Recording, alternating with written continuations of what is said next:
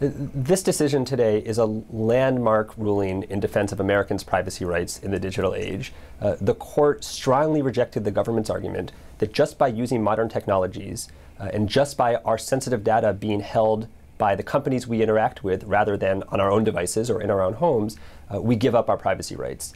Well, this ruling most directly makes clear that when the government, in investigations of people, wants to see where they've been in the past by looking at their cell phone location data, they have to get a warrant based on probable cause. Our argument was that when police went to a cell phone company to get Mr. Carpenter's cell phone location records covering nearly 4 months, they should have gotten a warrant based on probable cause because these records are so sensitive and so private.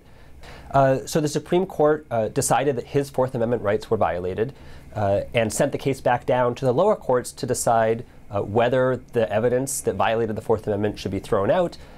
and potentially whether the other evidence in the case is enough to sustain a conviction. The Supreme Court said nothing about that question, and that'll be addressed in the next stages of this case. Today, it's not only our cell phone location data that companies hold, but it's things like the contents of our emails, thousands of types of data collected by apps on our phones, medical information from those apps or from a smartwatch that's uploading to the cloud, information about the interior of our homes from so-called smart devices like a smart thermostat that knows when we're home or a smart assistant that hears our voice talking to it. It is absolutely crucial that we be able to live as 21st century Americans without giving up all of our privacy rights under the Constitution, and that's what today's opinion allows.